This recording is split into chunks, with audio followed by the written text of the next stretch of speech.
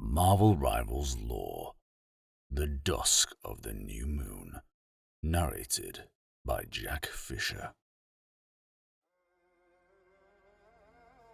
Come to me, my Moon Knight. The ancient voice boomed in the back of Mark Spector's brain, momentarily throwing him off his game. It wasn't as if hearing someone else's words in his head was something new. He'd been sharing the space with multiple personalities for years now.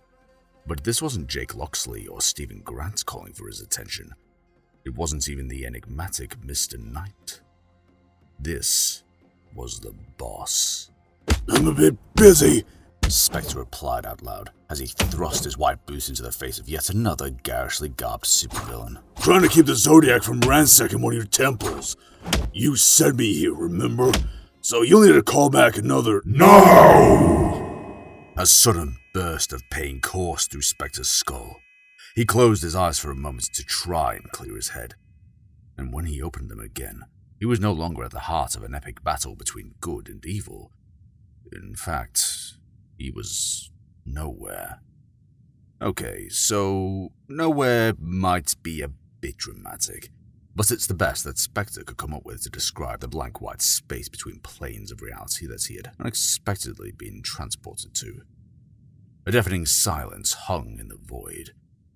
For once, even the other voices in Mark Spector's head had nothing to say. For a moment, he felt as though he were the only being that existed. But he knew better. If he had been summoned here, he was well aware of who had done the summoning. I have chosen you for a new battle of my avatar, The ancient voice said, finally breaking the quiet. Mark Spector turned to see an enormous figure towering over him, draped in white Egyptian robes. Where his head should have been, instead there sat the skull of a long-beaked bird. Its empty eye sockets peered into Mark Spector's soul, judging him. Always judging him. Hey, Khonshu, Spector replied casually to his patron, the Egyptian god of the moon. Fancy seeing you here. This divine space is where I dwell. Khonshu replied, not seeing any humor in Spector's words. It is from here that I watch the realms beyond and find those who have earned my vengeance. Yeah, Spector chimed in. And from here that you sit pretty while I do your dirty work in the real world. This has been our arrangement since your untimely demise years ago, Khonshu reminded Spector. A gruesome fate you were spared by my intervention alone. Do you wish to alter our agreement? No, Spector replied. But I would like to finish one mission before you toss me into the next one. Maybe that's just the mercenary in me. I have always appreciated your dedication to a task, Khonshu said. But more pressing matters have arisen that require your special attention. Something about Khonshu seemed different. He was more confident, more powerful, less scattered than usual. It was almost like all the fragmented personas that the moon god had presented over the years was suddenly fused into one. Spector didn't know what had caused the change, but he thought it must be nice. Fine, Spector replied, beginning to grow impatient. Just tell me whose head I need to bust open already. Spector's unfinished encounter with the Zodiac had pushed his level of aggression to the boiling point. He didn't want to just stand there and talk anymore. He wanted to get back into the fight. Any fight. What do you know of vampires? Khonshu asked curiously. That they suck, Spector responded with a chuckle. And that Dracula owes me money. As you know, Khonshu said, once again ignoring Spector's attempts to infuse some levity into the situation. I have long served as a protector for travelers in the night. vicariously through me and the other fisted Khonshu before me, Spectre mumbled under his breath. But sure, go on. Ever since they first crawled from the darkness ages ago, vampires have imperiled my people and my purpose. Khonshu continued. And now, I have had a vision that warns of their threat becoming far more permanent. I thought vampires were immortal, Spectre said quizzically. Not many threats more permanent than that. Immortal, yes, Khonshu said. But bound by their curse to the cycle of day and night. They cannot walk in the sun, so their atrocities are limited to the hours under my watch, when the moon hangs high in the sky. So, what's the problem? Spectre asked. Is daylight savings time about to end or something? No, Another voice answered. daylight itself is about to end. Spectre turned to see that someone else had unexpectedly entered the divine space. An imposing figure in iron armor, wrapped by a dark green cloak. Spectre instantly recognized the king of Latveria, Victor von Doom. This is sacred territory! Khonshu yelled. You shall not foul it with your presence! Banish him, my Moon Knight! Yeah, Spectre said, reluctantly rushing towards Dr. Doom. I'm on it. As he ran in his enemy's direction, Spectre reached into a pouch on his belt and grabbed a handful of crescent-shaped darts. He hurled them in Doom's direction, but the metal-clad monarch raised his gauntlet and deflected the projectiles as if they were no more than cheap toys. I did not come here for a battle, Khonshu, Doom said, beginning to move his hands in a strange series of gestures. but if you must turn your champion against me as a matter of honor, so be it. As Doom finished his series of hand motions, his armored fist began to glow with mystical flames. Soon, two curved, burning blades materialized in his grip. The daggers of Dormammu should end this night before he even begins, Doom said with a smirk that you could almost feel behind his faceplate. Good luck with that, Spectre said, taking advantage of Doom's moment of bravado to land a solid fist right into the side of his opponent's masked face. Furious, Doom lunged at Spectre, swinging his flaming daggers at the white-clad warrior. Spectre dodged the thrusts easily at first, but it wasn't long before his reactions started to slow. He barely had any time to recover from his battle against the Zodiac, and a 12-on-1 battle tends to take a toll on even the mightiest of heroes. Doom could see his opponent beginning to falter. He started to attack even more relentlessly, eventually gaining the upper hand. A kick to the chest sent Moon Knight stumbling back.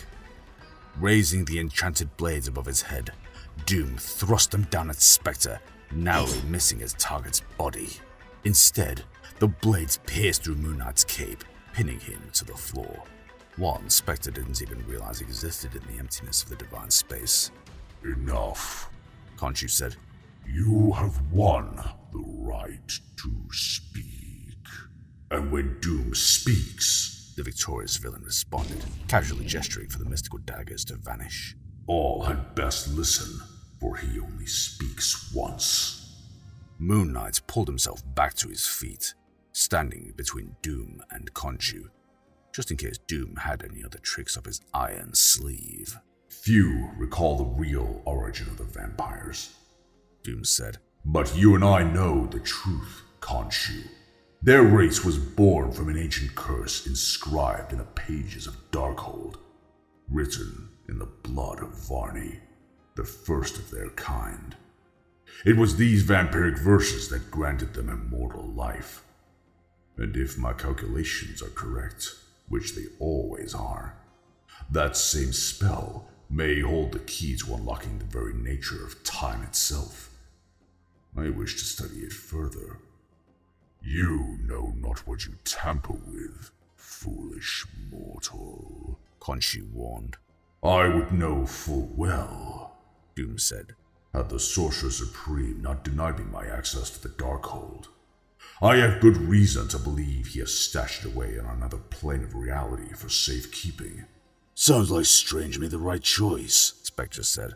The last thing we need is you to accidentally unleash more vamps on the world. Not the world, Doom said.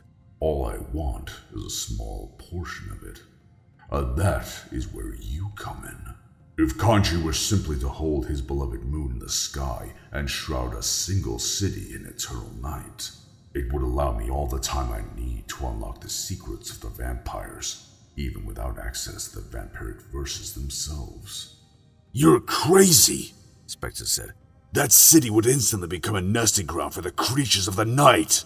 Such an act would endanger countless innocents, Khonshu added. Oh, please, Doom laughed. Since when have the gods cared about the lives of a few million measly mortals?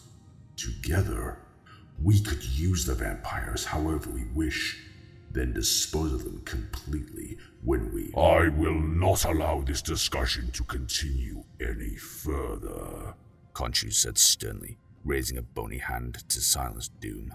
There is far more at stake here than you could ever hope to know.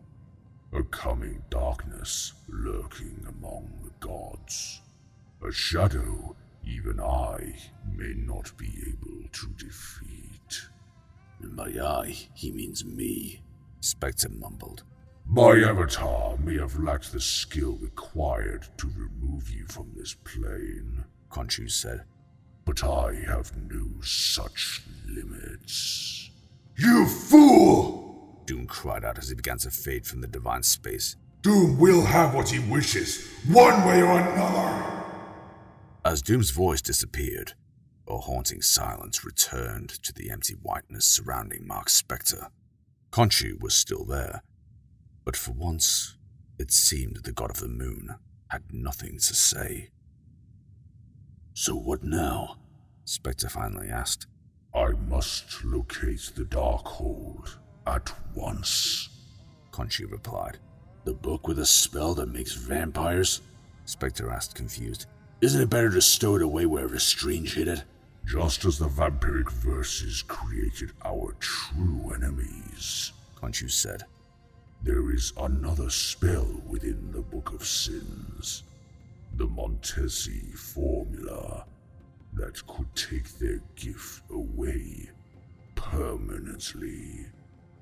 So while you're cruising the astral plane looking for a lost library book, Spectre pondered, what on earth am I going to be doing? Protecting the night and delivering my vengeance, Khonshu replied. as you always have. And when Doom lives up to his promise and finds a way to unleash the blood-sucking hordes? Spectre asked. Then you must be ready, Khonshu said. and so must I. I'm no vampire slayer, Spectre responded. Isn't that Blade's gig? Why not call him? Because the Daywalker is not my fist of vengeance. Khonshu replied defiantly, clearly angered that his own servants would dare question him. Also, he is currently unavailable. Khonshu added quietly. All right then. Spectre said, grinning behind his featureless mask. But those fangers are about to find out that they aren't the only ones who want blood. I expected no less. Now go, my Moon Knight. Khonshu said, his voice once again booming in Mark Spectre's head. And serve me. Spectre blinked for a split second, opening his eyes to discover that he was no longer in the divine space. Now, he was standing on a New York City rooftop. The silence was replaced by a symphony of sounds, including a scream emanating from a nearby alleyway. He was glad to be home.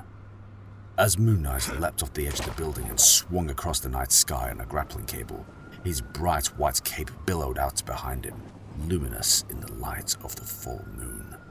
It must have been a glorious sight to behold, he thought. But if Khonshu and Doom were right about what was to come, Mark Spector knew his costume wouldn't stay white for much longer.